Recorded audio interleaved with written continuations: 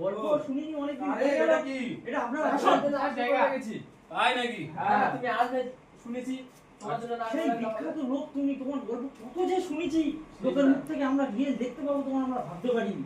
আচ্ছা ঠিক আছে বস, তাহলে গল্প শুনতে একটা গল্প শুনেছি। বস বস বসো বসো বসো সকলে বসো। কি গল্প শুনবো? সুন্দরবনের? হ্যাঁ, সুন্দরবন ভালো হবে না? তুমি মানে তোমাকে মানে তোমার নামটা বাঘ ভাই কিভাবে হয়েছে আমরা সেইটা ভালোভাবে মানুষ শুনতে চাই। বাঘ ভাই শোনো কিভাবে হয়েছে আমি আমরা শুনতে চাই। এখন আমি ঘুরতে গেছি হ্যাঁ সুন্দরবনে।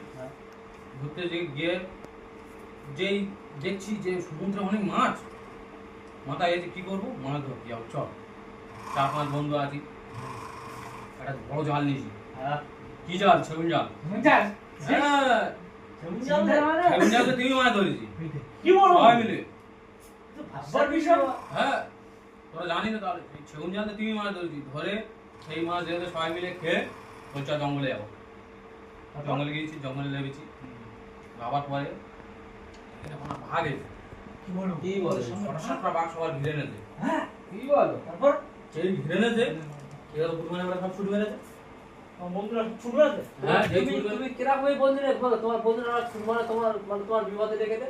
হ্যাঁ ছুটি মেরেছে, আমার যেই ছুটি মেরেছে আমি কি করেছি, না ভয় খেলি আমি, আমার নাম বাঘ ভাই। আমি নিজে থেকেও জানি আমার নাম বাঘ ভাই, তারপরে পরে আমার নাম দিয়েছে বাঘ ভাই। 100 বার। এবারে যেই দেখছি বাঘগুলো আমার দিকে গর্জন করছে, যেই একটা হাঁক মেরেছি কোনো বাঘ মুখে ফেলে। কি বলো? কি বলো? তো বন্ধুরা আশ্চর্য কথা। হাঁকবে। হুম আমরা আচ্ছা লোকের গল্প শুনছি তো। তো জানিস না তাহলে যেই হাঁক মেরেছি, যেই মুখে ফেলেছে 4-5টা বাঘ ছুটি মেরেছে, একটা বাঘ দেখে গেছিল। কি রে তুই এখন ছুটি মারছিস?